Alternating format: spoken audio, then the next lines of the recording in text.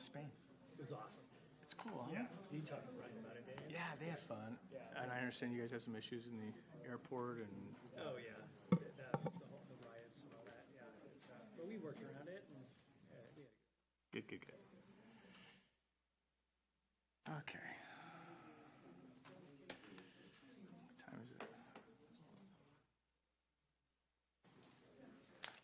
All right, Jeannie, what'd you put in front of me? All the stuff we got today? Yeah, it's Okay. really just copies of stuff that's been emailed to you. Cool, thank you. Here's our newest member. Hey, what's up, Brian? Brian, do you know Steve Wade, right? Yeah. Brian just got appointed last night. He's filling on spot. Guess so. How does it work? Am I? No, you won't start.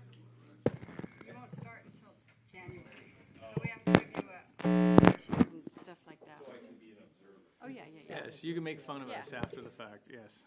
an initiation process. Yes, there's a secret handshake. Involved.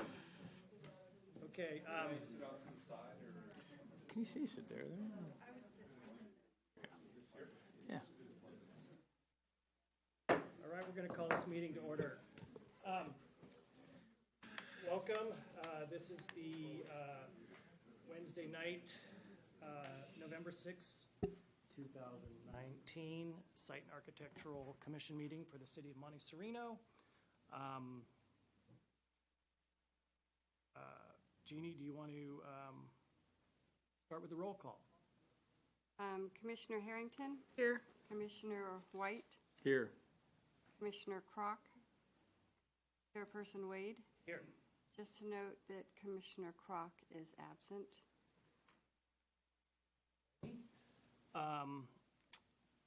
Good evening, everyone. If I could ask everybody to silence their cell phones, if you haven't already, that would be appreciated. Jeannie, do you want to go ahead and start with orders of the day? Yeah, and I had emailed, there is a request from Rupa, and I apologize if I misspeak the name, Shakar, requesting to defer for one more month the project at 18240 Daves Avenue, as she's unable to be here. So since the project had already been noticed, we have to bring that request to the commissioners and have them consider and act on it. Her husband is here? So I would, I know, I still need to present it, so Sue's here. he can either speak to that request if it's still a valid Okay. request, or if it's not, Can we have him speak to it now? if he wants to. Yeah, well, we'll just keep it in order of the public So hearings. is he withdrawing the request for deferral? So you're formally withdrawing the request to defer till next month? And you're ready to go tonight? Yeah. Okay, cool. All right. Okay. Yeah, all right. So, Thank you. glad we got that one worked out. Okay, so at this point, it's kind of a public comment section. If anybody would like to come up and speak for a few minutes on anything that is not specifically on the agenda, it's kind of open forum. Anybody is welcome to come on up. Just state your name, your address, and say your piece if you have anything not related to things on the agenda. Takers. Okay. Oh, we have a taker.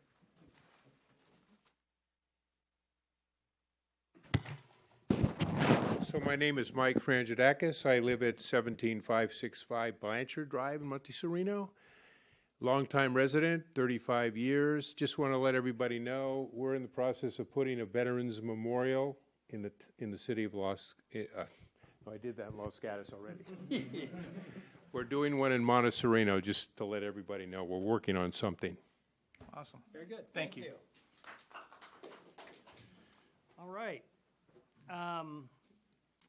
We'll go on to the approval of the minutes from the last meeting, October 2nd.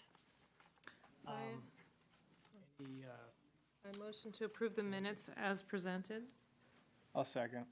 Okay, all in favor? Aye. Aye. The ayes have it, 3-0. Okay, now the meat of the meeting here, the public hearing section. We're just going to jump right in to item number 1, which is 18240 Daves Avenue. That was actually deferred from the last meeting. Would the owner or owner's rep like to come up and say anything in addition to what's already been said? Sure. So in the event that, I know that there were a few commissioners that were going to go and look at the property adjoining to mine. In the event that you had requested me to make some alterations, I did prepare those, and I think that those were available. So I did make some concessions already in moving the balcony outside to create greater distance between the property line, obscured windows on the adjacent property, and I did change the second-story window to a higher elevation, so there was no line of sight to the adjacent property. And I did make a note of putting landscaping, additional landscaping along the property line. Okay. And those items were clouded on this plan here. Correct. On the That's indicated as Delta supplemental one on this one? submission. Yeah. Okay. Thank you, Thanks Peter. so much. Okay. I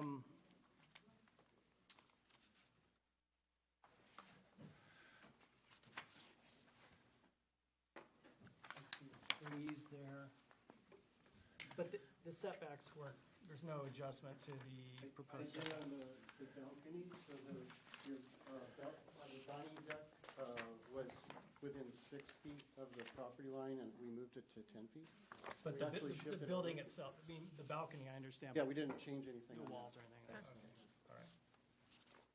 Okay, great, thank you. Thanks for clarifying. Did you have a chance to go out there and look at it? Yes, I did.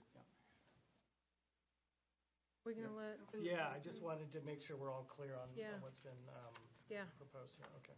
Mostly concerned that I did something. Yeah. All right, would anybody else like to come up and speak on this project? Yes. Vasu Charlapalli, I'm owner of 18290 Daves Avenue, neighbor to 18240. So we object because basically the proposed plan is encroaching into the setbacks and getting closer to our property. And at the same time, we also have the gas line going in the border of the property where we cannot install easily the what you call fence. So we have two concerns there. So the setbacks are the major concern where it's going to impede our privacy, and at the same time, our backyard will not be useful. Okay, Okay. you. Thank you very much. great. Anybody else? Okay, we'll close the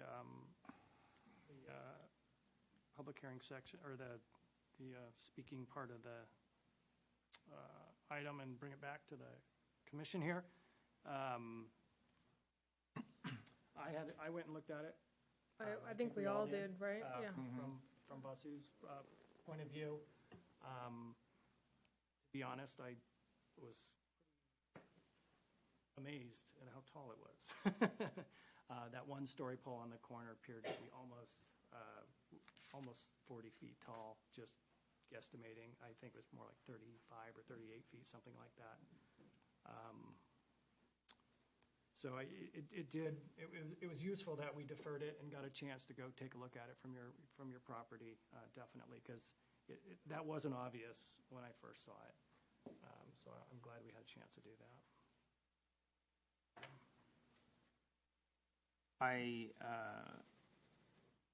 I was also impressed with the mass that you see from the side, and I'm happy with the changes that were made. I think it's a really tough decision to make, to be candid. I don't know that all of the changes that the applicant has made necessarily satisfy the neighbor who is in opposition to the proposed project, and that's apparent by their objection here tonight. And so I think we're kind of in a difficult decision because the property otherwise cannot really sustain any sort of real development at any other location. And it makes a very difficult decision for us as a commission. Well, we're not making the final decision on the variance. We just make a recommendation to city council, correct? True. Correct. You're in a recommending position on all of the required approvals, including the tree removals, the special use permit for alteration to a historic structure, site development permit, and the variance. So my take on it is I don't really have a problem per se with the architecture presented. I think the architect did an excellent job. I have more of a problem with the granting of a variance or recommendation for a variance. I tried to think this out logically because variances, you have to have specific things, and I understand the property has its constraints, but it's very similar in a way to the property I own, although mine's much smaller than that. But we have a 15-foot easement that runs through our yard. So when we purchased the property many years ago, it was significantly cheaper because of that easement, and the same was with this property. And if I were to go in and say, I want to build closer to my neighbor because I have this constraint, I don't feel like I have the right to do that. So I feel like I can't recommend the variance portion of it. Fine with the tree removal, fine with all of the aesthetics of the architecture. Yeah. It's just the location. Right. I have a couple questions actually for the applicant and the objector that I should have asked. If we don't mind opening up the public comment portion, can we get those answered? Sure. Peter, do you mind answering a couple questions? Yeah. Is there any reason that the decks can't be placed somewhere facing the Dave's Avenue side of the street as opposed to looking over the neighboring property that's objecting? So I don't know what direction it is. I apologize. Dave's Avenue. Yeah, that's true. It's Dave's because it turns. Yeah. As it looks down, I suspect. I'm wondering if there can't be some modification made to the plans to allow for the decks to look that way as opposed to over the neighboring parcel. And then in preparation for my questions to you in a moment, would that be satisfactory if we made that type of an adjustment to the plans? It has it's like a 40 feet suddenly. It's the structure that bothers you. Okay. Right on the Okay. That's important for me to know. Okay. Sorry, guys. That's my understanding of the objection, yeah. Okay. I mean, Thank you both. You know, you just don't hand out variances because it's not convenient or because they're in a tough spot. I mean, the main sticking point for me is, you know, the first story extends into the first floor setback, which is the 15-foot setback. That's one thing. But then we have the second floor also extending, not only beyond the second floor the two-story setback. isn't the it's 5-foot actually set, yeah. sticking into the one-story setback. So it's like, it seems to just go just a little too far for me to be comfortable. If the second story didn't extend into the second, how do I say this? If the second story didn't extend into the two-story setback, I would be a little more open to considering So this. if all they were requesting was a variance to the first floor setback. Because again, you can kind of parse it out, that they are requesting a variance to the first floor setback as well as the second floor setback.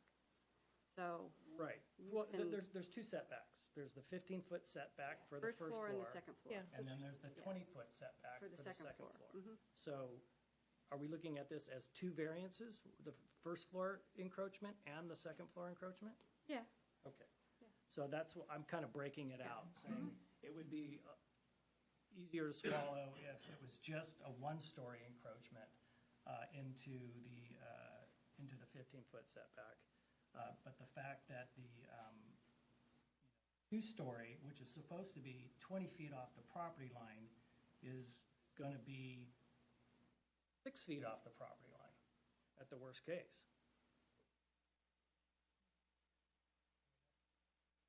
That's a pretty big encroachment. True.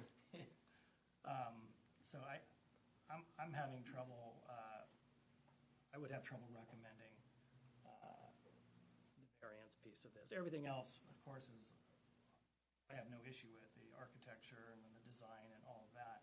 It's just the amount of encroachment just seems to be. I agree. Are we ready to make a motion? Yes, would you like to make a motion? Not really. Steve? Yeah, but we'll let our resident attorney do it. So let's break it into pieces and make it easier. So, Jeannie, you want to just kind of guide us through? So our first thing would to be approve the plans as submitted. I can do this. So to approve the plans as submitted, but how do you want us to break this down? Well, I think, Can't be. Where's the variance? again, I think if you look at it in terms of kind of maybe the hierarchy of permits, and this may not make sense to you, but the first one really is a special use permit in their proposal to alter a historic structure. So albeit what they're proposing is to alter it in a manner which also requires a variance, that's where if you're in support of maybe a portion of the variance or some but not all of it, you kind of got to work those together. And then the site development permit portion is all the, the new garage.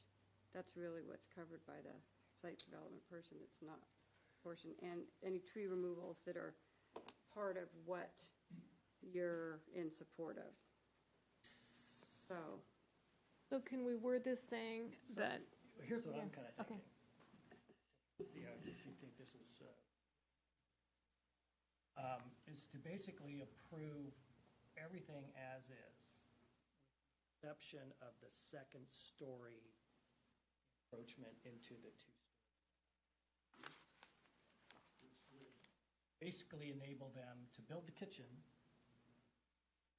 but the master bedroom Yeah. stacked on top of that Yeah. Step back would on have that. to be stepped back. I'd support that. Yeah, I I think think that's kind of going a fair halfway. compromise, yeah. It's a good compromise. I think it would do a whole lot to address the opposing view from below and still give them some opportunity, some reasonable opportunity to add on to this house and make it more functional, more modern. I think that's fair.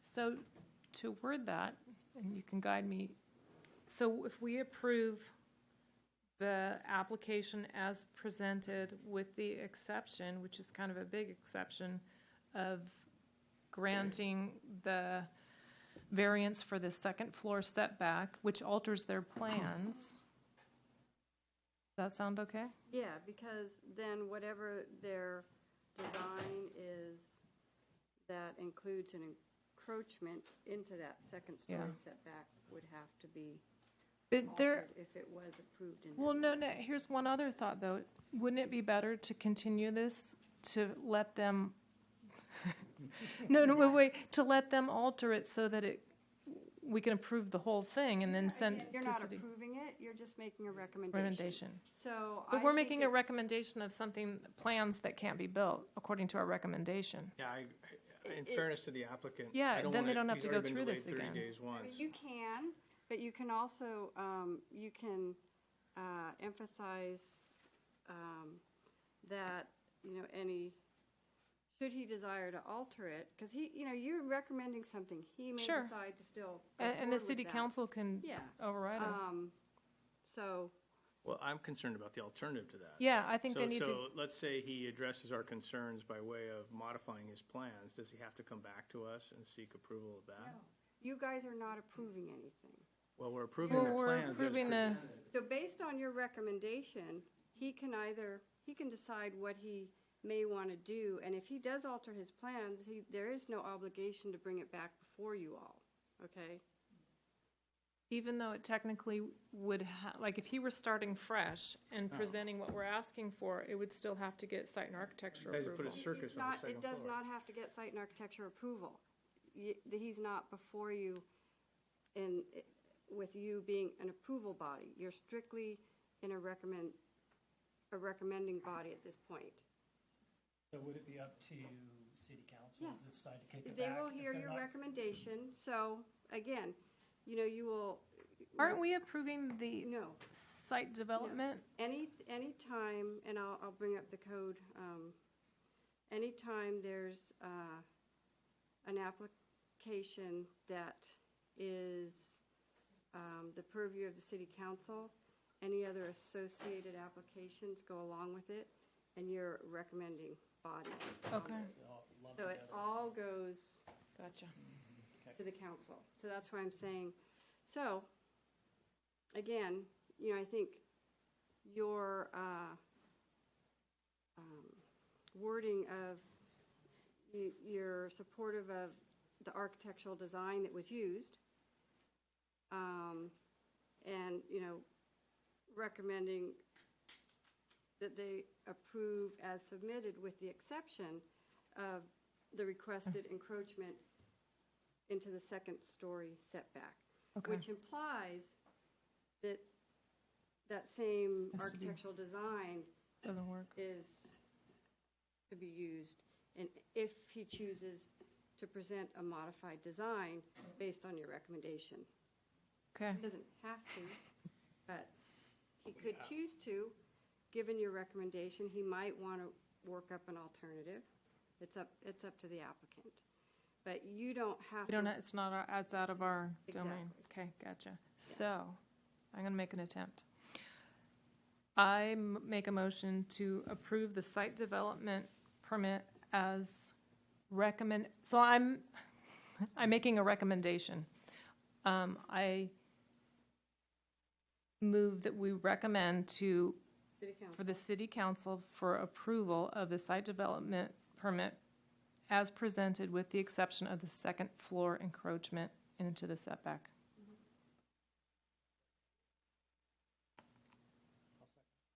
Okay. We have to vote. Yes, now we vote. Well, we know where you guys stand. I'm in approval, yeah. So it's All all, in favor? aye. Aye. Ayes have it, 3-0. So this will go to,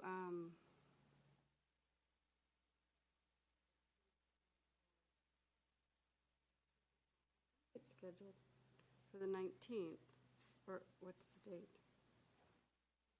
The 19th, Of November. unless you wanted. I have a question. So if we do not, basically, obviously, we are objecting, right? How do we know? So right now, there's been a recommendation from Site and Architecture. This is going to the city council for their review and action. They're the decision-making body on these requests. So on the 19th, when it comes before council, that's another public hearing where unless the applicant has an alternative proposal, if he does, it'll have to be submitted before that meeting and be posted with the agenda. You'll come to that meeting, same sort of process. Applicant will get up, anybody wishing to speak in favor or in opposition, and then the city council will have their own discussion of it, and ideally take an action on the project. And then based on that action, if it's not satisfactory to you, or it is, and it's not satisfactory to the applicant, there's an appeal process. Yeah, because, we can't visualize how that would look like, and at the same time, I mean, the appeal process goes into the court system at that point, but because it's the city council and their decisions Yeah. move on to the court It's system. tough because he doesn't get a chance to see story polls or any revised Yeah. design. Yeah, that was Well, our that's what I'm concern, saying. yeah. If he does, if the applicant does, then we're going to need to, but we don't know if that's going to happen. So if there are revisions to the project, again, the 19th Well- may or may not be able to be made, but Wait a minute, if that's the case. Yeah. I don't want to, the applicant shouldn't have to wait for that process to exhaust itself to come back to us if he's willing to make adjustments that we can address in the following meeting. well, if he makes adjustments where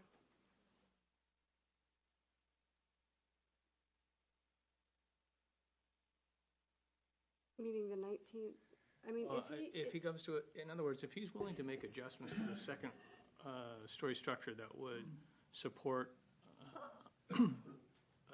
support by all of us. Yeah. That we would approve it and recommend the variance as it relates to the first floor, because he's made the adjustments to the second floor, then it would go on to the city council. what's going on to the city council now? But he's gonna get kicked Yeah, he's back gonna if get he's kicked willing to make back. that out. No, he's It's not going to in get fairness kicked to him, back. he's been waiting a long He's not time. going to get kicked back to you automatically. See what I'm saying? No, it is now, it's a decision of the city council. Ideally, the city council takes an action, period. That's it. They don't kick it back to you. They shouldn't kick it back to you. Okay. They are the decision-making body, okay? It's not a ping-pong game back and forth. Okay, you make a recommendation, and then it goes on, and council may support it as is. Council may not support any of the variance recommendation, and, you know, Okay. leave it at that. It's out of our hands. I defer to you. Okay, fair enough. Yeah. Thank you. All right, thanks. All right, we'll move on to item number 2 on the agenda, 17. Again, just to clarify, right now, to you, it is on the calendar for the council meeting, November 19th. Should that get bumped to a later council meeting, we'll let you know. Okay? Sometimes we don't have control over that, those meeting schedules. Okay? All right. Moving on to item number 2, 17655 Dave's Avenue. Jeannie, do you want to give us a quick little rundown on that one?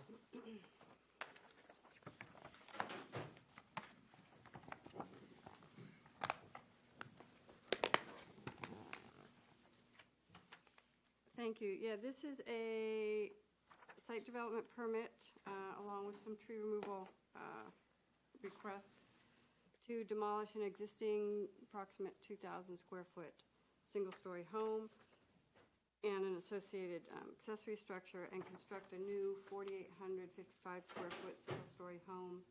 It does include the removal of 8 significant trees, and there was, and I placed it in front of you, 3 resident comments. And my understanding is that one of the adjacent neighbors had a comment related to a proposed, like an air conditioning pad, but that was an error on the plans, so that's been removed off the plans. And I think there might be some other areas that have been addressed as far as that goes.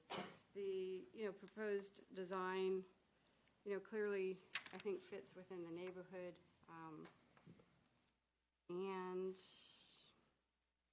available for any questions. So the one bit of opposition is pretty much gone, is that what I'm understanding here? Because it was either relocated or? Yeah, there was a note that indicated that there was a proposed, like a mechanical, Yeah. but that just didn't get removed, and they're going to be putting that.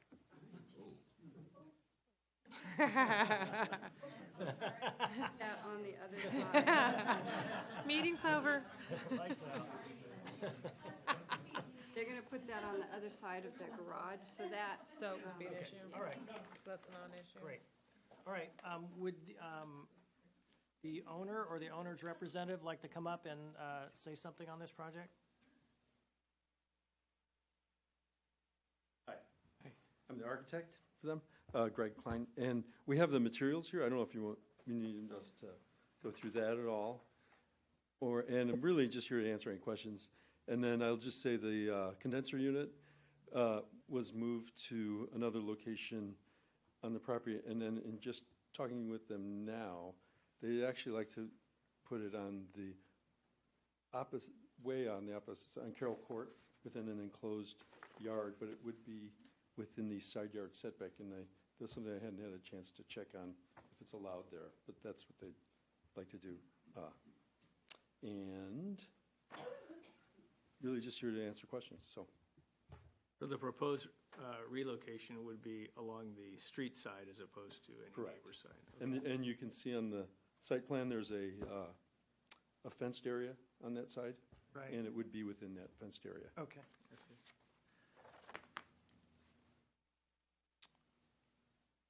And was there any other, I saw some tape up along the fence there.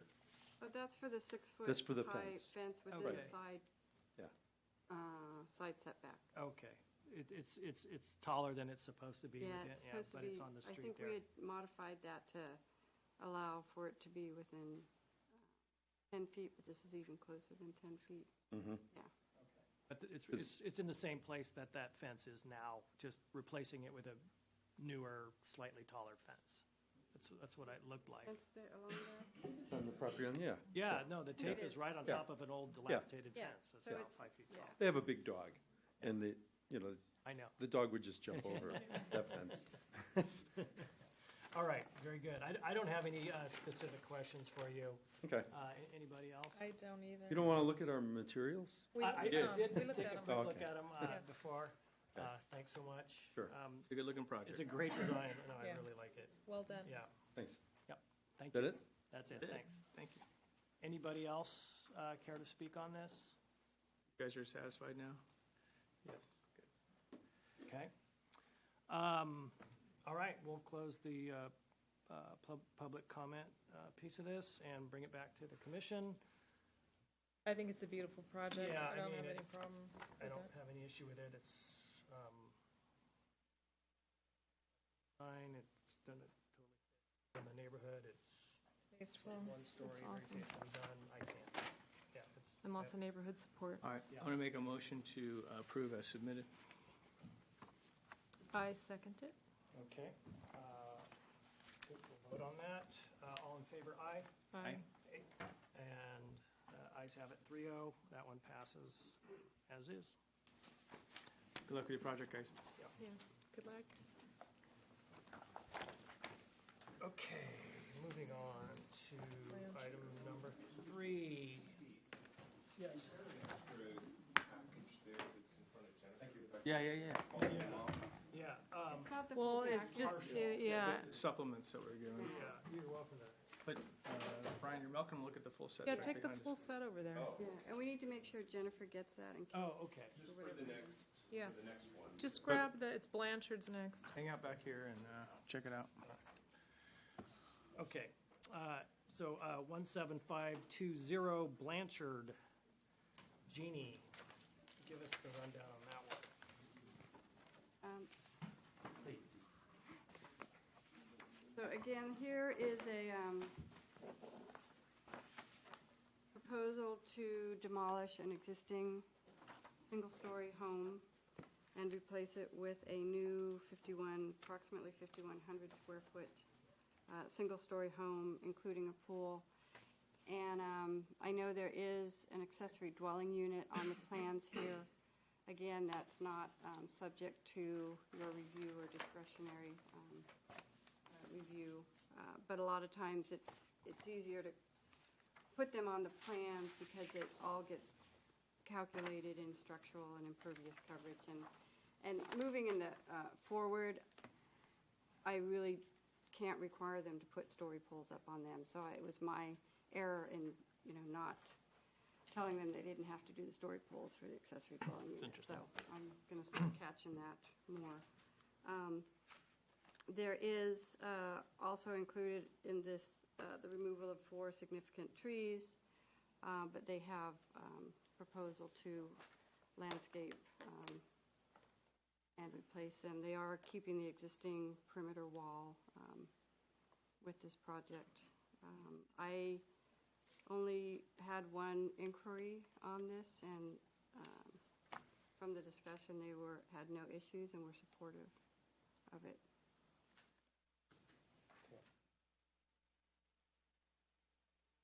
All righty. Would the owner or owner's representative like to come up and speak on this?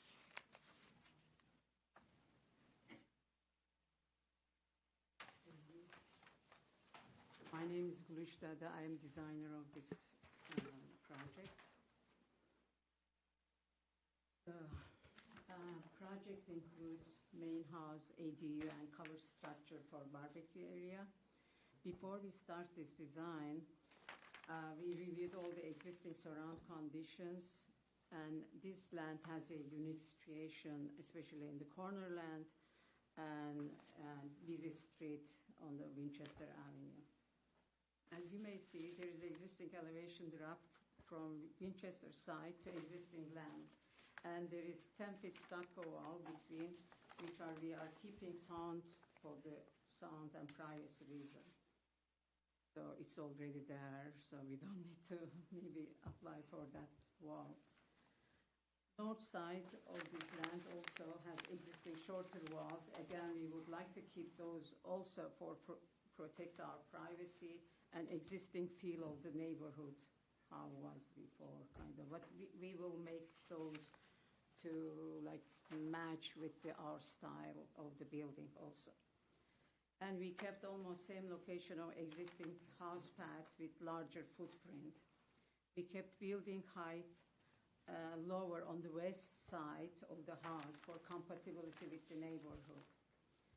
That's a side neighbor.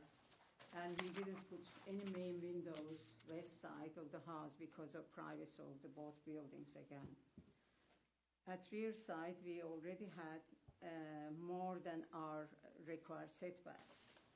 And we locate ADU southeast corner to give more privacy between rear land and more noise reduction from the Winchester Avenue. We select French contemporary style with precast stone and smooth stucco siding, created long covered porch all around north and east side of the building for soften the facades. But we kept interior ceilings higher in main living areas only, and for the better light, because we have so much porch around, so light was kind of disrupted. Meanwhile, we kept as much as trees as possible. As you see on landscape plan, we add more trees and shrubs for better privacy. Since this house is in the corner and doesn't have any negative impact, and we didn't hear any complaint from any neighbor, negative impact in neighborhood, I hope you appreciate our thoughtful approach and quality design and materials and find this project acceptable. Thank you. I am here for answer your questions. And he is the owner. If you have any question to owner, our project manager also. Thank you. Very good, thanks. I just have a question. Did you approach your neighbors at all and did they take a look at the plans, or were the neighbors? I didn't. No, I've been there several times, but I didn't go and ask them anything because I just waited for this meeting. Okay. The one neighbor that did come in to look at the plans is the immediate neighbor to the west. Yeah, they really only have one neighbor, right? Okay. Okay, Okay, thank you. very good. Thanks so much. Thank you both. Yeah. Thank you. Okay, would anybody else like to come up and speak on this?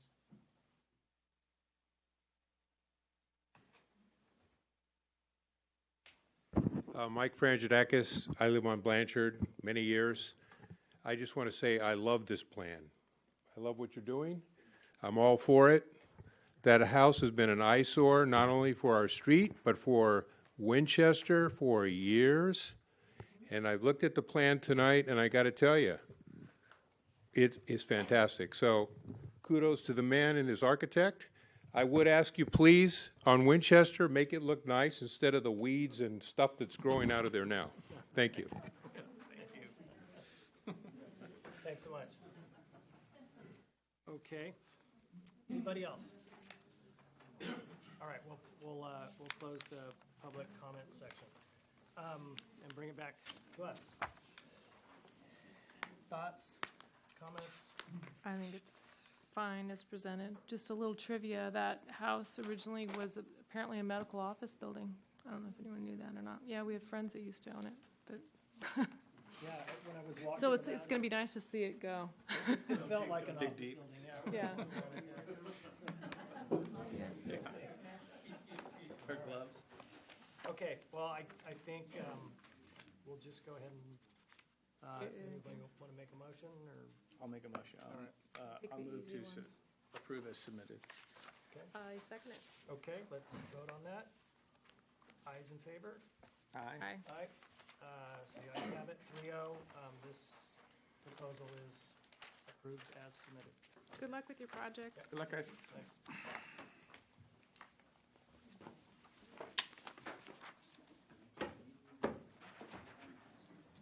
Okay.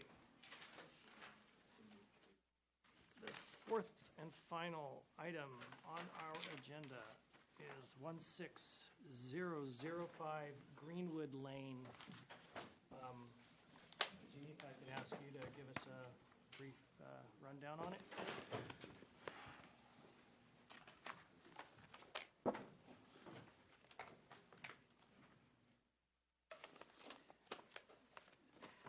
Yeah, this is a proposal to construct a new two-story home on one of the few vacant lots in Monte Sereno. I believe it's been vacant since the subdivision back in the early 90s.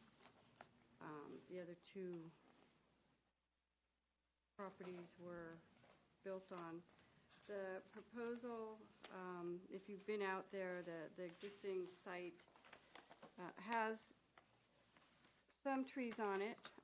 It's pretty, I'll use the term barren, but it's not, doesn't have a lot of lush landscaping on it, so it really stands out. The proposal is for, again, a little over 5,900 square foot home, which also includes basement that's, again, does not go into the calculation of the overall dwelling size. This plan does have an accessory dwelling unit on, and they did put the story poles up, but again, it's not subject to discretionary review. It also includes a accessory structure to in the back corner of the home that provides additional parking and a small pool house. This property was came before the council a few months ago as part of the original subdivision. There was a note on the map that indicated that unless access was by a common driveway with the property, the flag lot to the rear, that they had to have a driveway off of Greenwood Lane. Wait, can you repeat that again? There was a note? On the parcel map, the final parcel map, Okay. that said unless access to this property was via a common driveway with that rear They had to lot, go from the other street. they had to have a driveway. Well, over time, that there was an easement on the driveway, but that was quitclaimed by the previous owners of this property. So they were not able to get an easement over that driveway, so they would have had to come off Greenwood Lane, and that's a much steeper part, that's a much narrower street. Anyway, they did petition the city council to remove that note, and the council approved it. There was a traffic analysis operational done, and as part of that, there were included 2 locations on Greenwood Road that could be appropriate for access onto this site. What is included in this proposal is taking access from one of those areas that the traffic analysis included. There was another one which you might have read in some of the information that was presented to you. So just to give you a little background. The proposed design, actually there are 2 other homes in the immediate vicinity of this house that have a similar design with those cornerstones. One is a 2-story that's just on the other side of that driveway. And another is more of a single-story home that's right across the street. So as far as the design, it is present in the immediate neighborhood.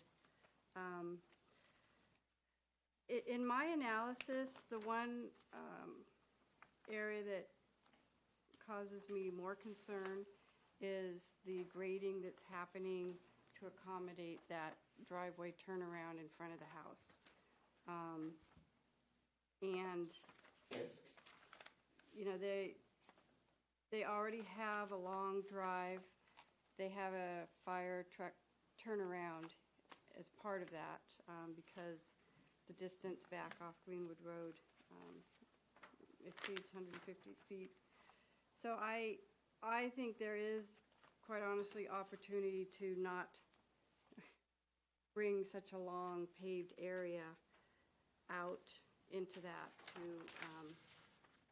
really cause a major grade change and, you know, pushing a hill out to the corner. So from my standpoint, I think there's an opportunity to minimize that, what I'm calling this, you know, secondary drive to the front step to the home. The other issue that was brought up when this project went before, when the map change went before council, was a concern by the property owner to the rear who takes access off the driveway, is the double row of eucalyptus trees and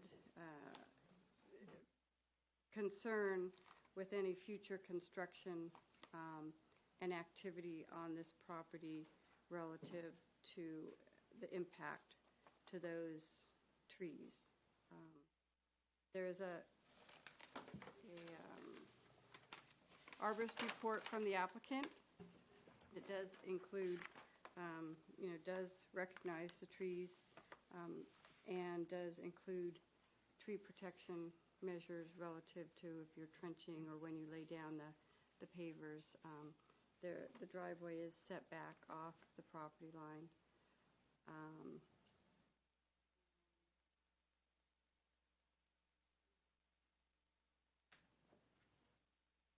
If you've been out to the property, which I assume you have, really it slopes up and then there's a flat part of this property. The previously approved plan, which I think was 2007 or early 2000s, was up on that, had a little larger footprint. It was more single-story, but a much larger footprint because, again, that's kind of the logical area where you're going to put a house. They are removing 3 smaller silver dollar eucalyptus trees on their property. There's that one large oak that's in the middle of the plateau, which, again, there's really no way to avoid that. And then there's a walnut and a plum. There are a couple trees that they are proposing to remove that technically aren't significant. The plum tree, and, you know, one could argue that a walnut tree might be a fruit tree, I don't know. But then there's a smaller oak that doesn't meet the size significance. So there's really, although I might have indicated 6 trees, it might only be 5 or 4 that are truly fall under the definition of significant. What else?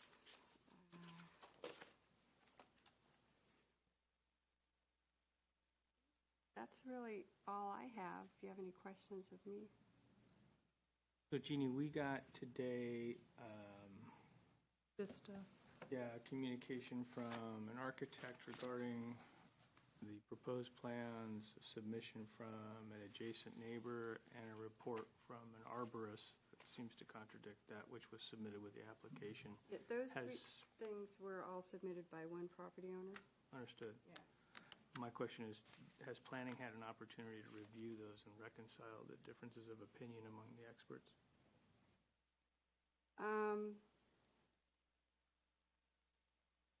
I'm not sure I'm really in a position to reconcile differences between an arborist. I'm not a certified arborist. I'm not a biologist. So it may be in your hands to decide whether or not you feel that there needs to be a third party to reconcile that, or you, with your experience in, dealing with some of the tree issues and your own work experience, if you've read both of them. And the original arborist report that came in did not address the trees. I turned it back to them and said, per the council's direction, you need to have some tree protection measures in for those trees. That's what those tree protections are. There are really no other major trees on this site that they'll, and that's the whole direction for the paving, really, is with regard to those trees. Right. Thanks. And it's unfortunate that the existing driveway for that house has pavers, but, if you are going to go under the drip line of any tree, you're going to use pavers, and you're going to use a more shallow, certain, like the geogrid that they talk about and stuff like that. So there are... Well, there's permeable pavers. We don't know that those aren't permeable pavers. They look the same, they just cost a lot more. That It's my understanding that we're talking about the neighbor's the driveway. existing driveway. It's been there for Yeah. 85 years or something like Yeah. that, so The driveway? it's, Yeah. well, Well, a not the driveway pavers. has Oh, yeah, been there's there. been a driveway, yeah. Yeah. So... So it's not like, it's not the same as building a new one No, right no. next to it. So which is Yeah. why putting the tree protection and the reference to the trenching and having someone out there and, having the fencing at the drip line so that you're not having storage of stuff. And so there's protection during construction, and then there's the protection related to any laying of any sort of pavement or anything, pavers.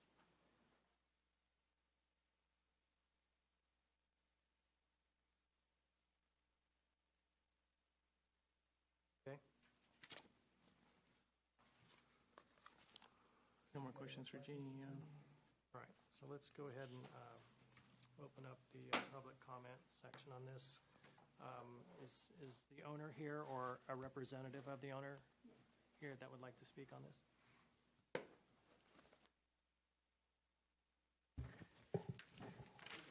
Hi, I'm the owner of the property, and here is my architect, Shereen Basal.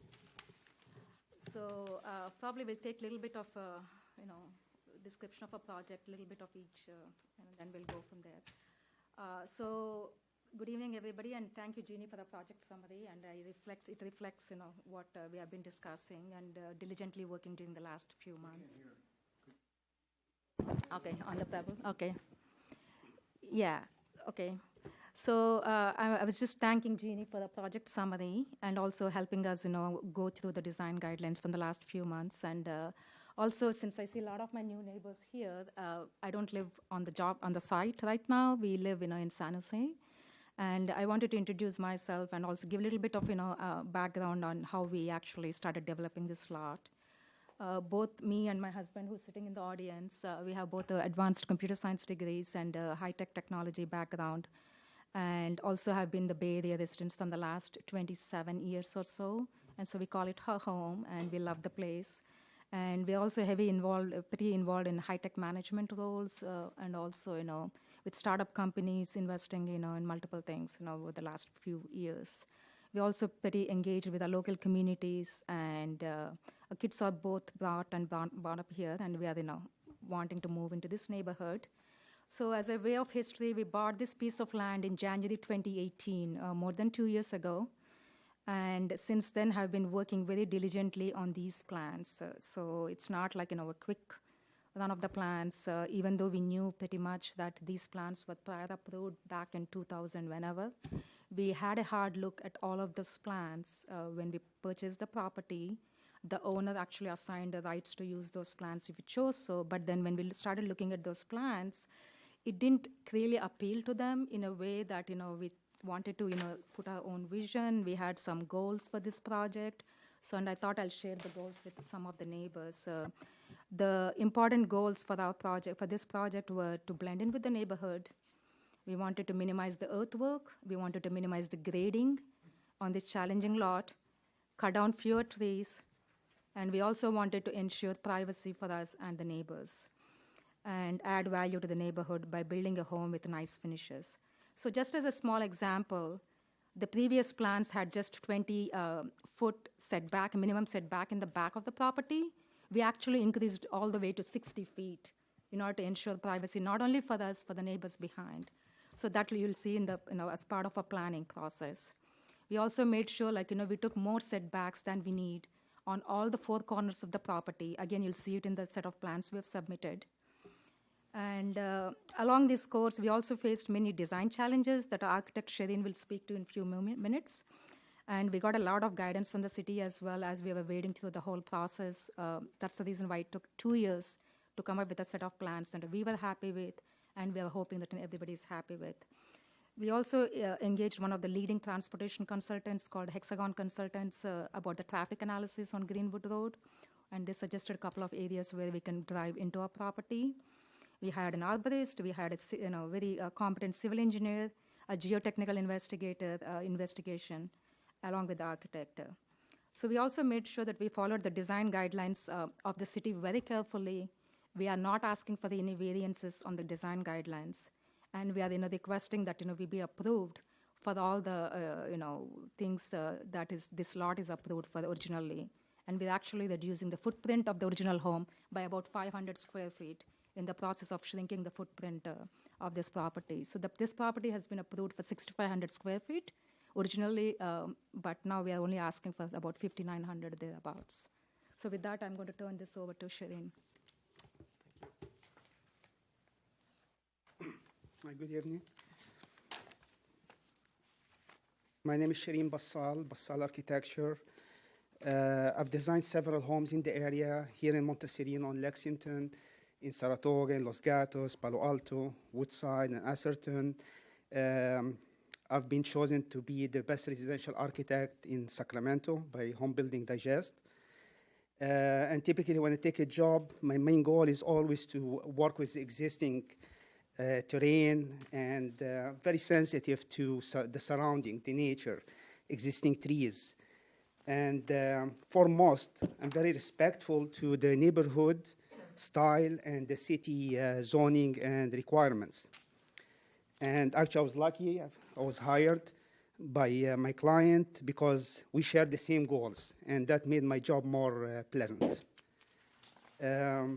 Before they hired me, they asked me to drive around the neighborhood, take walks, look at the surrounding homes, the styles, and to get a sense and feel of the neighborhood and how the other properties looks like. And for them, it wasn't just like a dream home. They wanted something that will be fitting to the surrounding and they'll be happy with. So this lot is not an easy lot. I mean, all the slopes and the only small flat area in the back. So the major factor that forced us to go with the two-story is to minimize the footprint of the house and to minimize the grading and disturbance of the soil. And in comparison to the previously approved house, we are cutting less, like 30% less soil than what they proposed. So ours is 1289 cubic yard. Theirs was 4335 cubic yard. And we're exporting less soil, 753 cubic yard versus 3,435 cubic yard. And of course, we looked at saving as many trees as we can. And then again, compared to most of the homes in the area, the proposed house footprint, it's much smaller in comparison to the lot. Just to leave all the slopes intact, and we have larger setbacks. Square footage-wise, we are within the required square footage and required FAR. We didn't have any variance. We didn't ask for anything beyond the requirements. Our MDA, the maximum development area, was reduced from 30% to 26% because of the slopes. So that gave us a smaller footprint. And as far as the house architecture, it's very compatible with neighborhood, as you mentioned, and the Monte Sereno lifestyle. And it's a French, modern, European style with expensive finishes, wrought iron details, precast concrete, smooth stucco finish. This two-story mass is minimized by setting back the second floor to create a multi-dimensional and more interesting architecture. And just I want to show you this, a copy of this. So this is the neighborhood. You can see like all the homes that are filling most of the lots. This house is like, taking smaller part of the lot.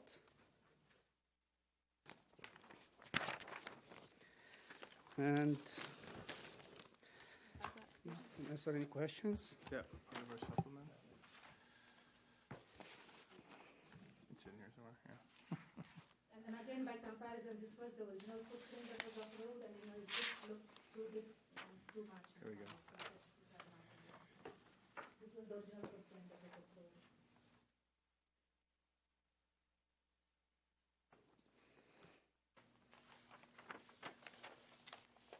Okay. Have you seen this letter from Paul Bellotti, October 28th? What's it about? There were a few of those. Who? Hold on one second. We actually addressed. Okay. Well, Like I want to. accessory structure. I didn't tell So you that the before that, accessory could I structure they actually ask fixed. something? Sure. Say something? Sure. Paul Bellotti has been the original architect whose plans were approved back in 2008, 2009.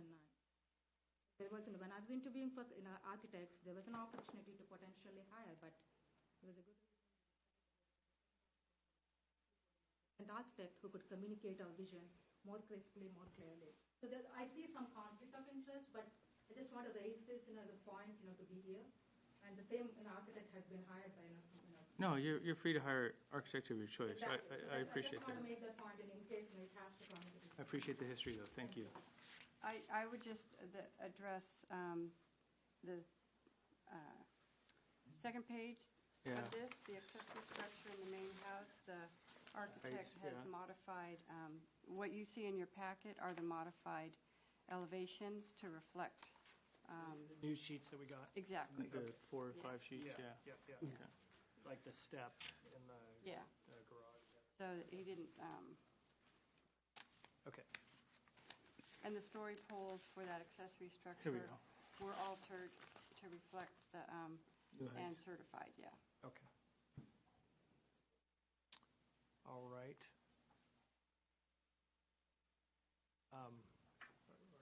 Yeah, I'm done with my question. Thank you. All right, thank you. Thank you. Okay, let's start the public comment. I see a lot of people in the room, and I'm sure a lot of people have things they want Do to you say. want to do any timing or anything? I just want to tell, I'm not going to be super strict on the time, but just be cognizant. We're supposed to keep it to 2 minutes. That might not, it says, I have 2 written down here. I don't know where that came from. Usually it's at least 3. 3, okay. Three All and a- right. We'll go 3.5. All right, so we'll give you another 20 seconds, so 3 minutes. No, I'm just kidding. If you can keep it around 3, that would be appreciated. Just try to be as brief as possible and as concise as possible. We're here to listen to you. So, who's up first? All right. Good evening, everyone. I want to thank everyone on the committee for hearing us out today. My name is Jack DeCanio. We're the owners of the property directly behind the lot in question. My wife, Michelle, is sitting in the corner. Also with us today is arborist consultant Richard Gessner, who's happy to answer any questions you have, as well as Paul Bellotti, our architect.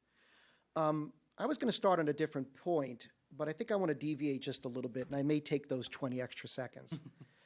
I have an opportunity to speak before a lot of tribunals in this country and around the world.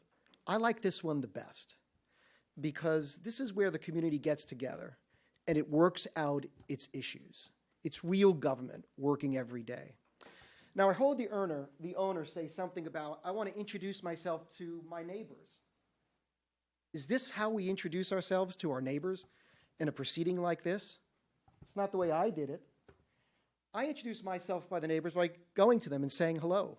We met this owner when she came to us and asked our permission to agree to that lot change. And she showed my wife exactly where they wanted to put the driveway. At the time, I thought they were going to be my neighbor. And I was new to the community, and you know what? I don't want to fight with my neighbor. I fight every day of the week. The last thing I want to do is be here at 7 o'clock at night fighting with my neighbor. So we accommodated because we thought she was going to put the driveway far enough away from our trees. And you know what? She didn't. You know what she also didn't do? I said, you know, I don't want to fight with you. Why don't you show me your plans or at least give me a sense of what you want to do? And we could work it out. You know, we're going to be reasonable. And listen, we want you to build a beautiful home on that lot. Let's go ahead and build it. That's great for everyone. But work with us, will you? And the answer was no. When my wife asked her, gee, when are you going to be submitting your plans? She said, oh, gee, I don't know when I'm going to submit the plans. And then she did it right after that. When we were looking at the story poles, I'm not an architect, I'm not a design person, I'm not an engineer, I need to see things visually. I crossed our property line so I can see it, and I was accused of trespassing and given an email saying, please stay off our property. Is that your definition of being a neighbor? It's not mine. My definition of being a neighbor is all of these people, many of whom we don't know for very long, who came here to support our feelings and assert their own. And they have been wonderful. And I really appreciate everyone coming tonight. Thank you so much. Now for my presentation. I want to make 4 points. Our objective is not to prevent any building on the lot. That is not what we're trying to do. We bought the lot, our property, knowing that something was going to be built. And in my view, a beautiful home is far better than an empty lot. That's how I see it. And so we want them to build something good, something great. Our objective is to simply ask the developer to, 1, respect the 75 to 100-year-old trees on our property, 2, respect our privacy, and 3, respect our neighborhood by designing a home that is compatible with the natural contours of the land and the rural look and feel of our community. Now, I heard her just say, well, I built this in a way to make sure there was maximum privacy. All 3 of you were out at the house. Do you think that's privacy? The privacy that we really value when you come to a place like Monte Sereno to live? There was no consideration of our privacy. My second point, our trees. So the proposed design threatens the health of our silver dollar eucalyptus trees. That is a very significant feature of our property, and to be honest with you, it's kind of how my wife fell in love with it. And if you turn to page 22 of the presentation that we submitted, you could see how close the driveway is placed to the trees. Now, the developer got up here and said, well, we complied with the minimum setback, but the minimum setback does not protect those trees. And with all due respect to what's been said so far, our arborist, who is the peer review arborist for Los Gatos, said that there was not consideration for how these trees would be handled. And there was not a detailed explanation as to how you're going to work this so that the trees would not be harmed. And let's go back to the point when we met them and gave them our agreement. They promised us that they were not going to harm those trees. In the letter that I sent to the city council, I reminded the city council, that's our only objection. Back then, I called her a neighbor.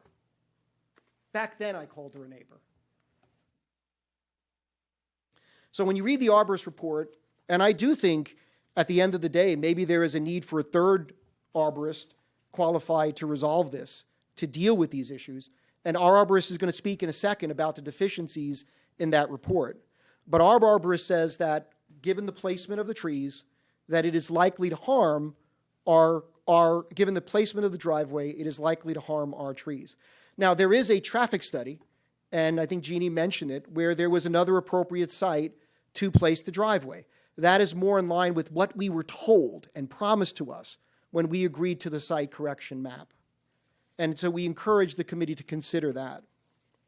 The third point, and I think this point is shared by everyone that we've spoken to, and that's the mass and the bulk of the buildings. You know, they've been focusing on, well, we've used a smaller footprint, but they're ignoring how massive the structure is. And I'm not a design guy, so I reviewed the city design guidelines, but they're pretty clear. It requires builders to integrate structures and landscaping with the surrounding environment and terrain, and to assure that the natural environment dominates the visual character of the site, not the buildings. Guideline section 4C1 specifically states when a building on a sloping site, the structure should be stepped down utilizing one-story building elements. That's not done in their plans. Now, the design proposal cites building at the very top of the lot. If you look at the photos on pages 7 and 8, and if you just drive by the lot, you see that the buildings will have an excessive mass and bulk, particularly given that this is a corner lot. No attempt at a design to try to minimize the impact of that. Ask that you wrap this up as soon as possible. Sure. The last point I want to make is the privacy point that I talked about. You could see that the location of the property is right up against our border. You could see these in photographs 27 and 30. The backyard and pool area is right up against the front of our house. The noise, there's very inadequate screening that will go around, and they have a second-story balcony that looks right into our bedroom, one of our bedrooms, and our front door. The proposed design does not have adequate screening to even give us a minimum degree of privacy. So let me conclude now. Based upon the residential real property activity of the developers, and frankly, the design of the home as I see it, we're convinced that for them, this is a buy, build, and sell. Now, they may dispute that. She said this was her dream home, but we've concluded a list of the properties in their LLCs from 2010 to the present in the appendix of our presentation. They are not Monte Sereno residents, but we are. And so are our neighbors who took time out of their lives to come here today. Now, that doesn't matter. The developers get consideration too, and the law requires fairness to all.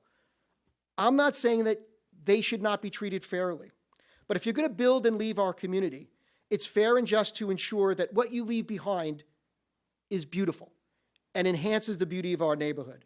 And it's also fair to assume that what you leave behind... I'm going to ask you that we cut it off now. Great. Thank you very much. Thank you.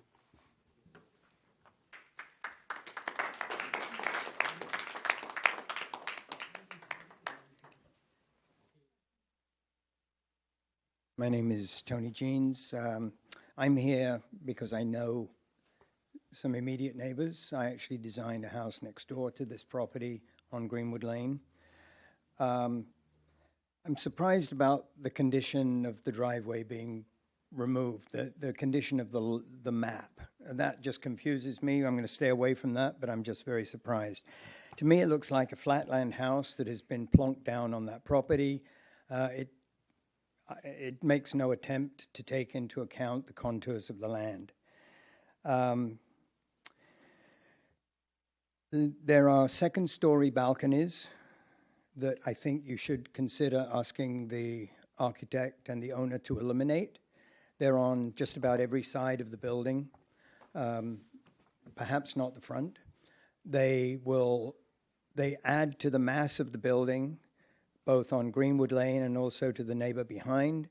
And in fact, if you were to look at the back of the building and look at the actual floor plans, you actually have a covered balcony in the bottom, in the basement level. You have a covered balcony on the second level, the main level, and then you have a covered balcony on the top level. So you have not only the mass of the square footage of the building that's being added, you've got balcony after balcony after balcony stacked on top of each other all around the building. And I think that is just terrible in that location. If it were buried in redwoods, perhaps not, but there, no. The area that Jeannie mentioned, I'm in full concurrence with on the grading. There is excessive grading for that driveway turnaround. If you look at what is being done there, and remember, none of this is seen on the story poles. That driveway turnaround sits on top of a 6 feet of fill. So everything slopes from the corner down by Greenwood Road, Greenwood Lane, slopes up pretty aggressively.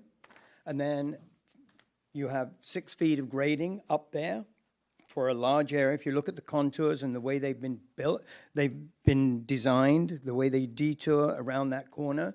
And then on top of that, if you calculate the actual level of the driveway, they've got another 4 or 5 foot high retaining wall on top of the grading where their turnaround is. That is going to look terrible. Now, it won't if you plant a forest in front of it, but I don't think that's their intention. I think that you could solve that problem easily, but just by relocating that whole driveway turnaround area and moving it way closer to the actual main driveway coming in, so that it's between the secondary dwelling unit that we're not meant to talk about and the main building. You could slide that 40 feet up the hill, and just to make it easy for you, sketch that out, like move it down. Great, thanks. So you can move it a lot further away, and then you don't have to change any of the grading down on the lower level of the slope. I think that's probably my 3 minutes. I have a lot of other thoughts, but those will do to start. Thank you. I don't expect this to be the last time that this will come before the committee. Thank you. Thank you. Just one moment. Now, we're going to let everybody speak. We'll give you a chance to speak at the end. Should we do papers, the blue papers? Yeah, normally we do The blue slips if we have papers. this many speakers. Pardon? You can if you want. Yeah, I'm going to ask. Well, just show of hands, how many want to speak? Yeah. Pardon? How many want to speak on this project? Okay, half dozen or so? 4 or 5. That's tolerable. 6, 7. Brian. I wouldn't be, While you still can, Brian. not as a point. Okay, I'm not going to require the slips, but I am going to adhere to the 3 minutes. Okay. Okay, and I'm going to ask Jeannie to time that for us. I let the neighbor behind go long because it impacts him the most, but moving forward, I'd like to keep it to 3 minutes, and I'm going to be pretty strict about that. Okay, next person who would like to speak. Good evening. My name is Paul Bellotti, and I ironically did this house about 12 years ago. And when the DeCanios hired me to help them with their home, they did not know that I designed the house next door. Many things have already been said, so I just want to make reference to a couple of items. One, I would like to know what the proposed perimeter screening is. The drawings do not reflect what they're proposing. They show an entry gate and front fence, but that's it. I can't tell what Is that same design going to continue around the whole property or not? Nothing really discusses the visual or acoustical screening as required by the city, with only 4 plant species evenly dotted around the property. This proposed planting plan is not well developed and does not really take the neighbors' privacy into account. Something, though, that I think is more important is regarding the bulk and the site. Monte Sereno, I think their guidelines are very clear. And what I did notice when really studying the grading plan, one, the accessory structure, as Jeannie and I talked about, there's a 4-foot difference between the garage area and the pool house area, which is not noted anywhere on the elevations. As I mentioned, and I They did not get it, subsequently, they did do it. They have the modified sheets and the story poles were so all I didn't get to see those, but those story poles originally, they were altered. We remedied that for your comment. So then for the main house, one thing that no one has mentioned is that on the front left side, which is the southwest corner, using their grades, you would have an 8-foot differential between the adjacent grade and that floor plan, the finished floor. And then if you look on the right side, which is the southeast corner of the house, you have about a 6-foot difference of grade. So the drawings depict a 2-story home on a relatively flat lot, but in fact, that front facade will look like a 3-story house. Thank you. Thanks.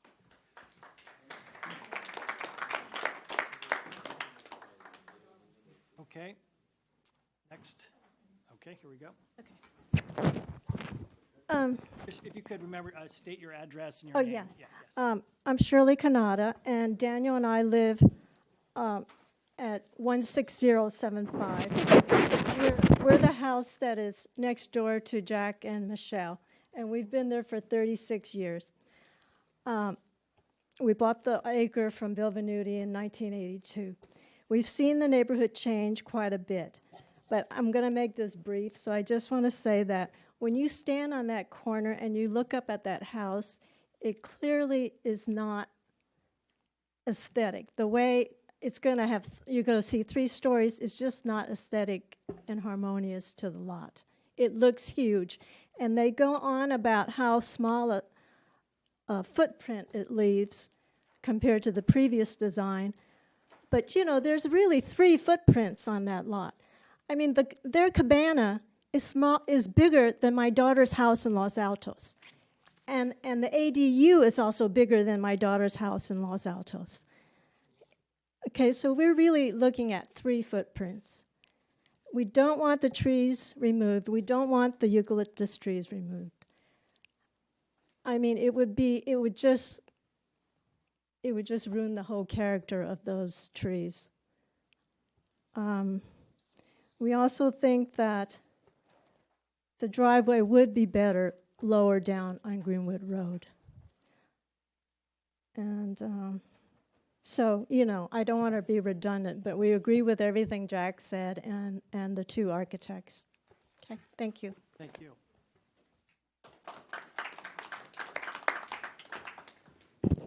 Hi there. I'm Mike McIntosh.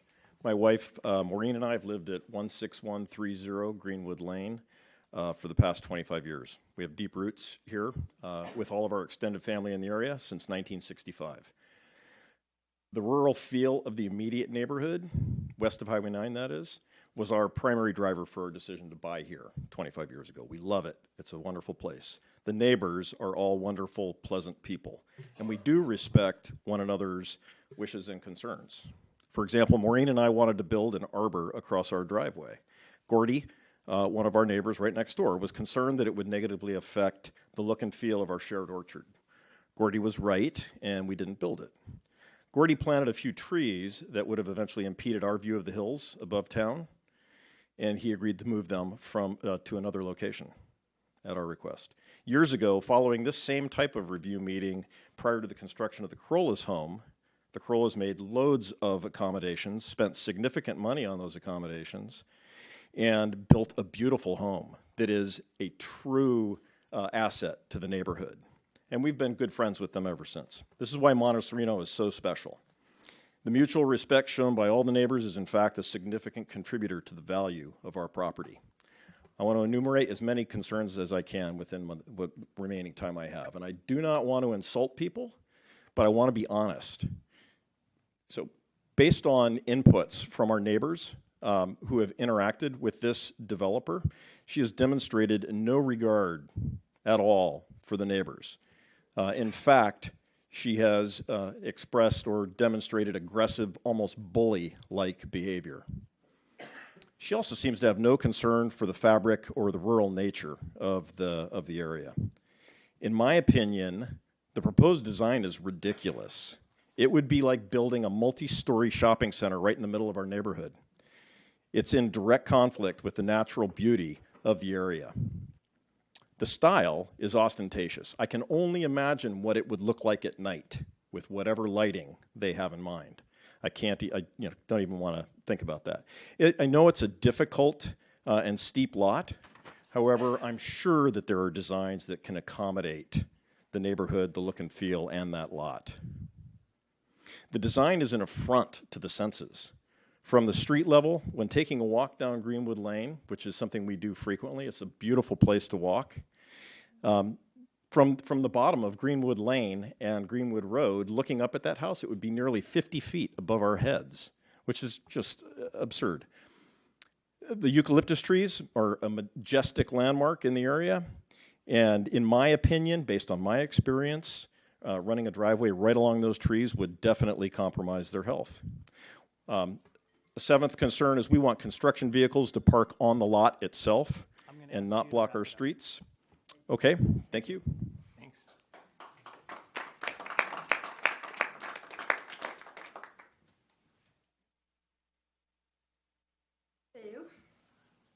I'm in the Corolla house that he mentioned. Thank you for your complimentary, that Tony built it, so he really gets the kudos. It's a beautiful home.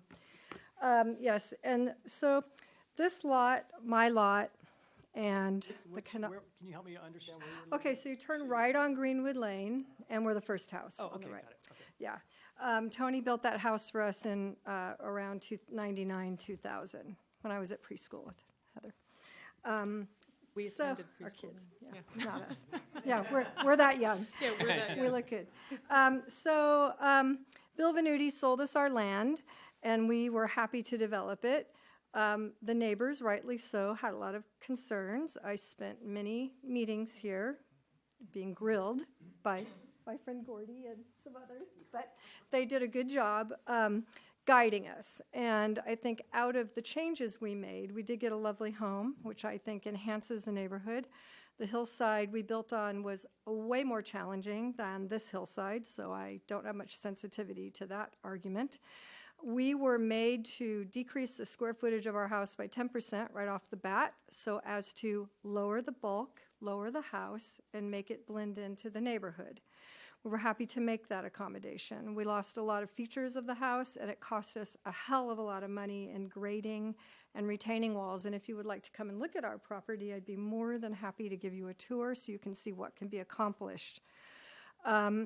We had a beautiful balcony plan for the front of our house, but we were told that it forced the house to look too large and bulky, so we were made to remove the roof off the balcony, which unfortunately made us lose some living space that we could have used year-round, but it's okay. We did that, and the house is great. We still use the balcony. We were unable to put a roof on the other balconies as well. We were asked to do something pretty major, which is to extend the creek area was determined to be a preservation zone, which had never been done before in Monte Sereno history, and we were forced to donate that land as a preservation zone.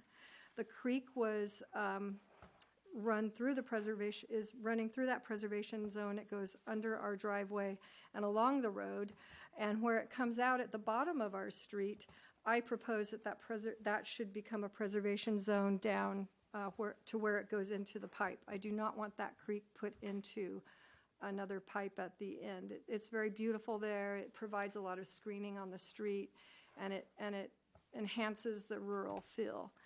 I feel it's very unfair to allow that bulky, huge, gigantic house to be plopped down on the hill, on the top of that knoll. I was at the neighbor's house and I could see very clearly the encroachment. Tony already talked about the balconies. Those will impact us on the side and the back of our little tiny cabana, which is 600 square feet, not 1,200 square feet. And we will be looking onto massive balconies and we will have no privacy. I don't see any reason that there has to be that much roofing and that much bulk. This is an iconic lot.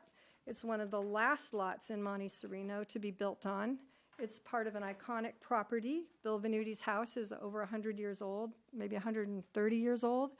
It's been very well preserved, and I think that the character of that lot, that neighborhood, I know there's no historical things in Monte Sereno. It's quite sad, but I'm really begging you to reconsider and force this to be a one-story home. Thank you.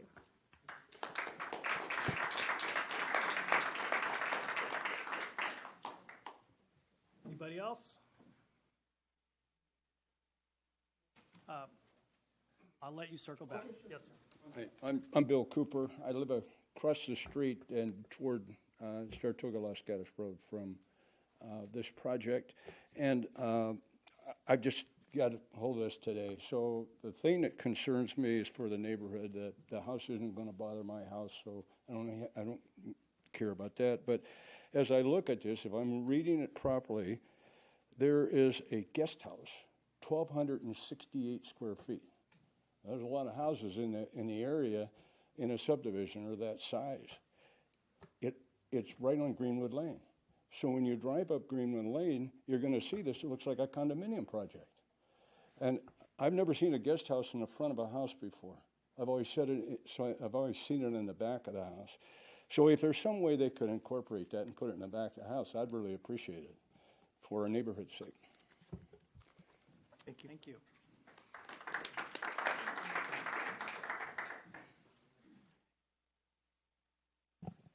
Good evening. I'm Richard Gessner with Monarch Consulting Arborists. I was hired by the DiCanio family to review the arborist report and the plans.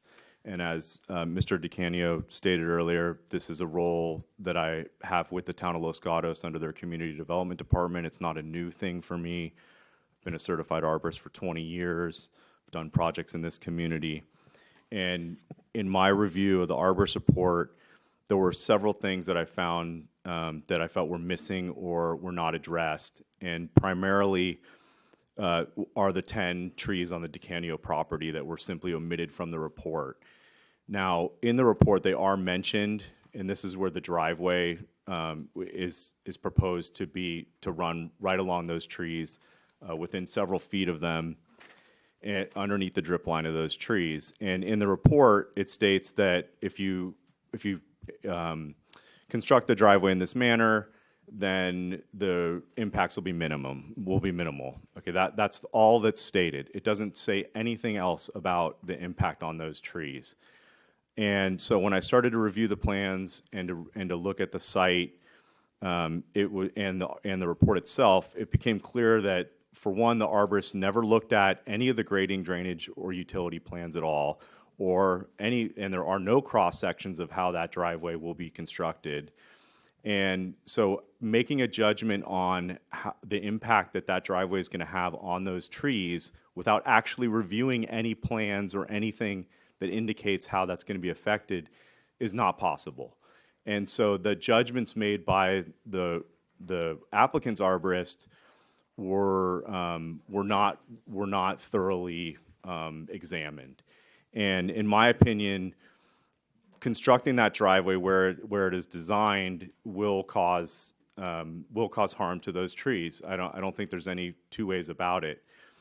There is grading that's going to occur for that driveway, and one of the things is that, in your ordinance, in the tree protection ordinance in 1015-015, it states that if alterations or grading of soil within the drip line of the tree constitutes of a removal So that's in your ordinance, and this is exactly what they're proposing to do. So unless that is how you're going to view it, that's exactly what they're doing.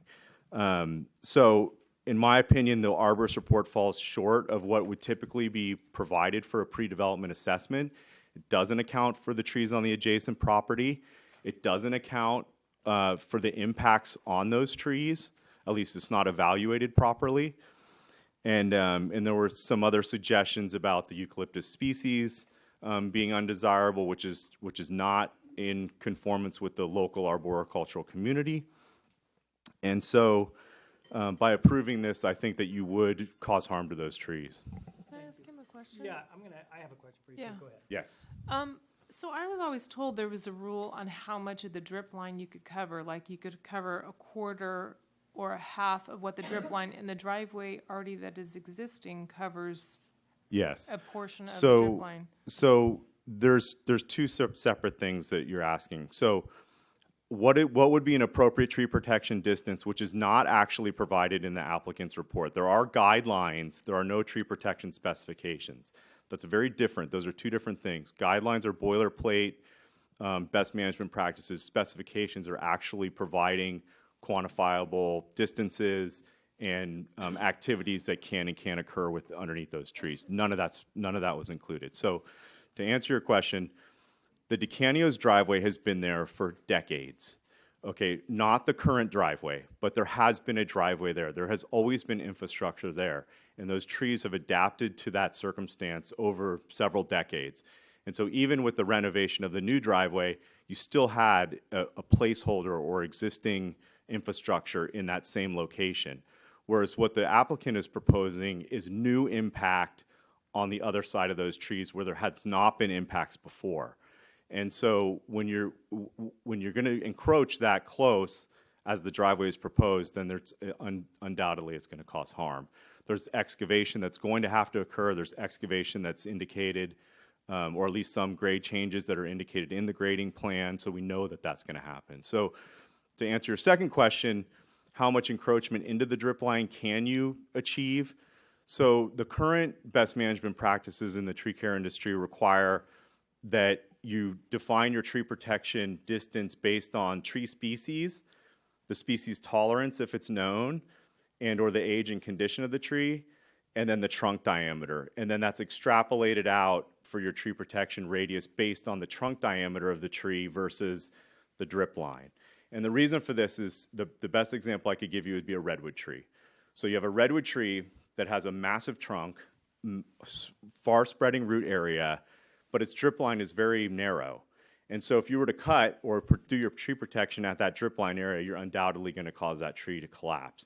But if you extrapolate it out based on its trunk diameter, you're going to encompass more of the root zone that's creating the stability for that tree to stay alive and upright.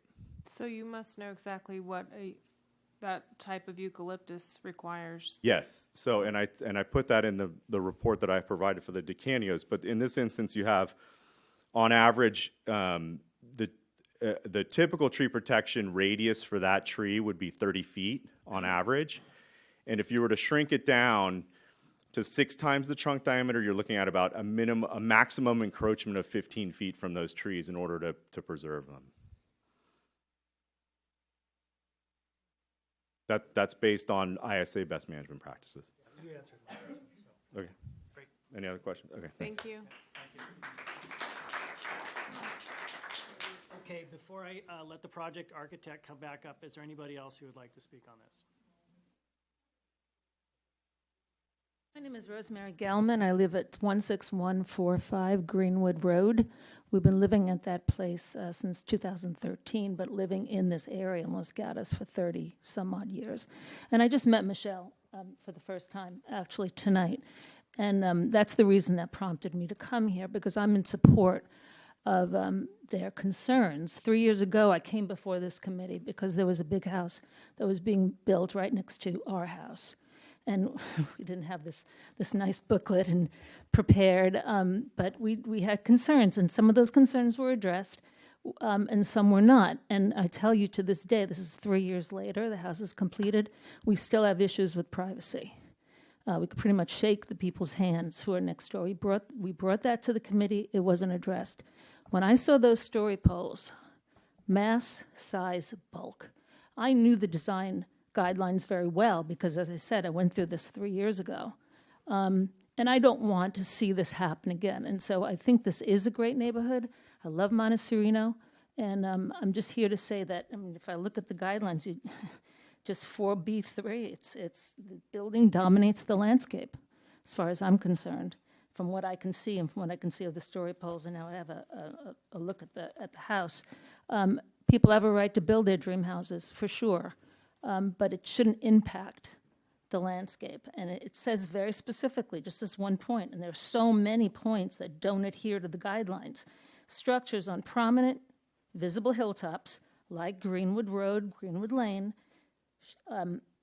should flow with the land and be required to be 1 story. And then it goes on, as you know. So I'm here in support of my neighbors, and thank you.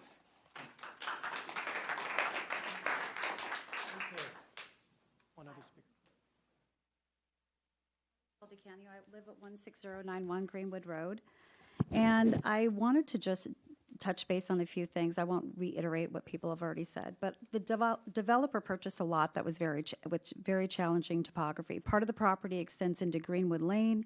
It's next to a narrow one-way road, and part of the cost of doing business as a developer is that they need to absorb some of the costs of, like, with these challenging topography. I don't know if this wasn't addressed or thought about previously, but really by allowing that recorded map change, there was like a $300,000, according to the consultants that we checked with, savings, for the applicant. I know everybody's addressed bulk and mass, so I won't go over that, but I do want to point out that for the Canadas that are next to us and for us going up and down our driveway, there would be zero privacy. There's huge windows. It's like we would be, under a magnifying glass. And instead of being thoughtful and like putting maybe windows on the other side of the structure where it would be indoor, so it would be looking inside, they're on the outside where every time I would come and leave from my property, I would be monitored or seen. And I know that was addressed before about previously we asked to look at these plans and, unfortunately, she said there was going to be too many cooks in the kitchen. And the fix for the bulk and the mask is to terrace it and bring it down the hill. In terms of the eucalyptus trees, there's been a lot of discussion about that, so I'm going to skip that. But again, the violating that verbal agreement was problematic, and that driveway location, I really want to preserve that. So I think I talked to you about that previously and how that driveway impacts that. I know that there was a traffic study done. Because there have been so many errors, for instance, the story poles were incorrect. They didn't meet the deadline for getting the story poles up. They were being put up after dark. The plans were incorrect. The arborist report is incorrect. The suspicious circumstances in which we made the map change, I am going to try to get my own traffic study to see actually what is going on. Because in my belief, I think she actually led the people, the hexagon, to put that driveway in a location that she wanted. Because if you go down Greenwood Road, that road narrows right there. And there's trash cans that are being put there, and it's at the top of a crest, so it immediately goes down. That doesn't make sense for someone to come up with that location. And I think that because of the other specialists she's had, that I just want to check that as well as the survey stakes. In terms of privacy and screening, I know in the booklets you see that. They obstruct the view for us and for the Canadas. The views from the windows are overwhelming, and especially if it's going to be a white building. Is that really 3 minutes already? Jeez. Thank you. All right, thank you.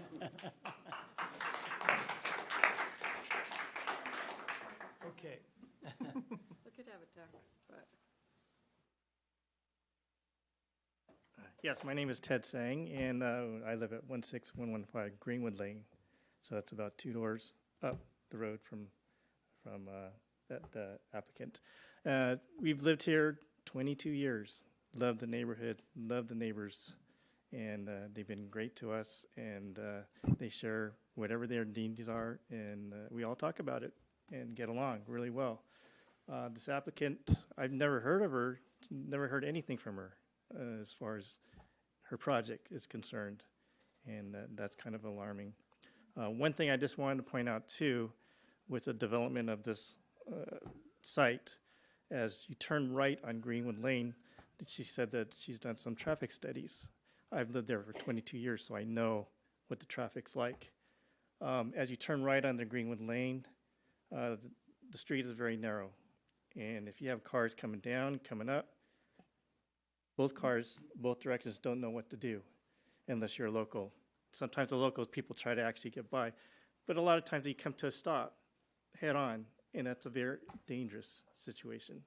So I would recommend that the committee, have the applicant consider either widening that road, the 50 feet from Greenwood Lane up the lane, or have a turnout so that the cars can pass safely between the two areas.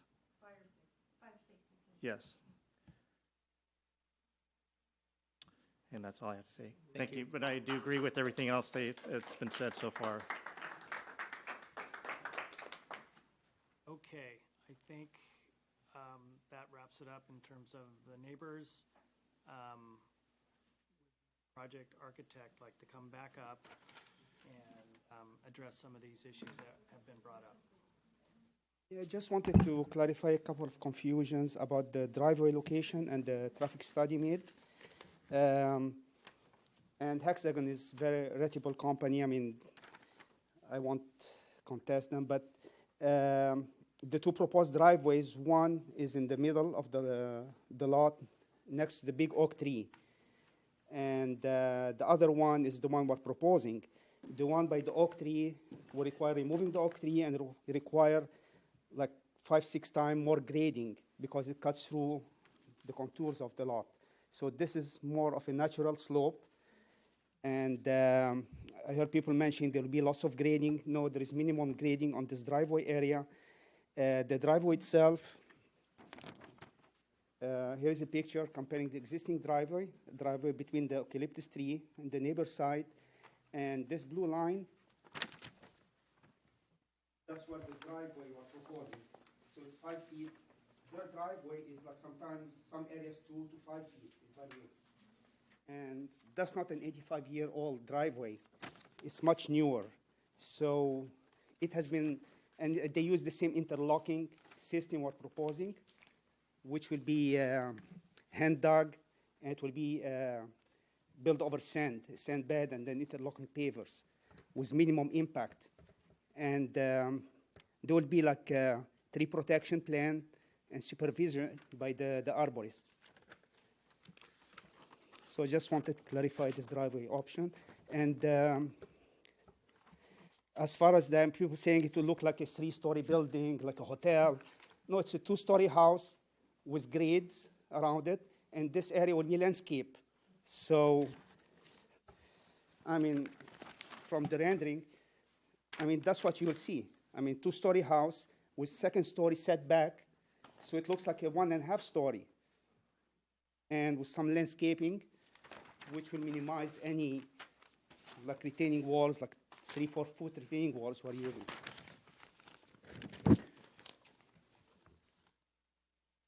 That's all. Okay, thank you. Thanks. All righty. I think we'll close the public comment section of this item and bring it back to the commission for discussion.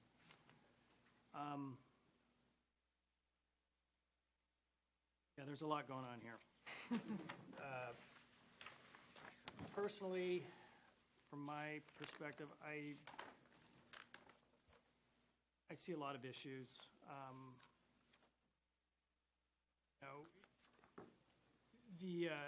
The Monte Sereno development guidelines are, they're not the code. They're not absolute. They're recommendations, and I really do hang my hat on those because I think they go a long way in trying to preserve this character of the city that we have. And I put a lot of weight on those, especially on properties that are so prominent. I mean, sometimes we'll grant some leeway for a property that's kind of tucked back that no one can see, but this is just out there. And I look at these elevations, and the architectural style aside, it doesn't look that bad. But when I go out there and look at the story poles, it's relatively shocking. The mass, it just seems like is very compact and very tall. I do see at least an 8 to 10 foot drop between the front and the back of the house. So true, it is a two-story house, and true that portions of it are set back, but the portion below the first floor is probably going to be at least 8 feet tall at the frontage of this property, which just creates a very, very massive look. So I have a big problem with that. It just doesn't sit well with me. I don't feel enough effort was put forth in the design to, kind of address the existing landscape and topography and try to meld into it a little bit. I feel this is very just boom right there, just forget about all that stuff. We're just going to build a giant house, and it just doesn't sit well with me.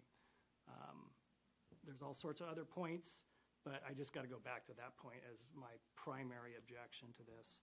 I'm not confident that you can build a new driveway 5 feet off these trees and not negatively impact them.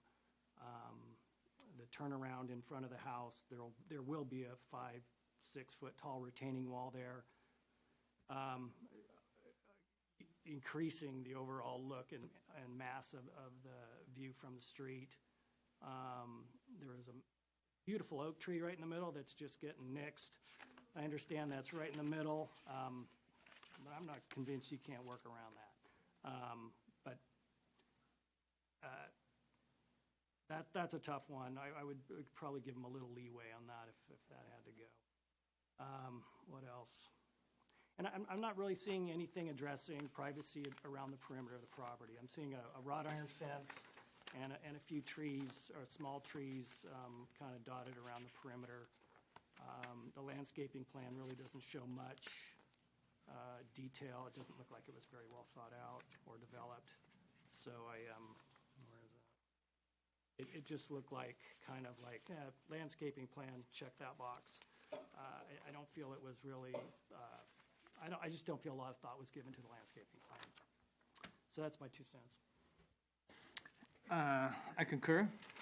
I think when we look at the design guidelines, this is obviously a highly visible hilltop. In fact, it's probably, as Jeannie pointed out, one of the last developed lots and one of the most beautiful in all of Monte Sereno. And that oak tree that sits in the center of it,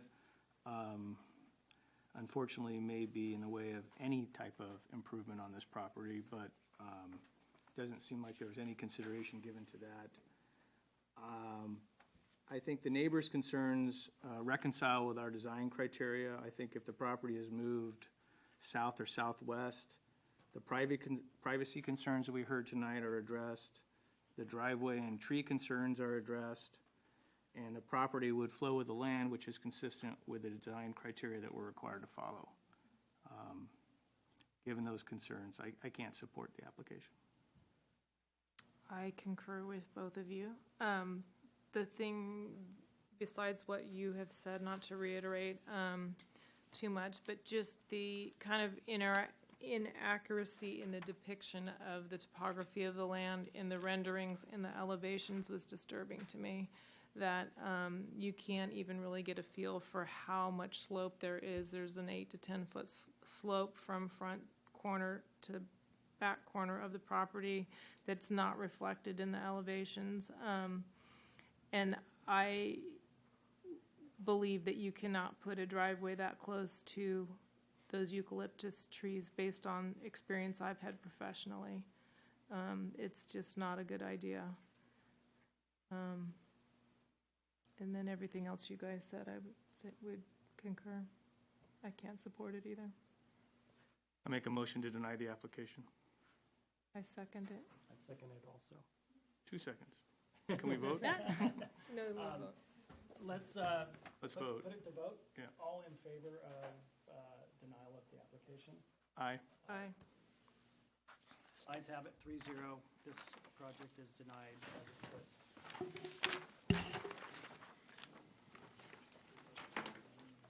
Okay, meeting is adjourned. I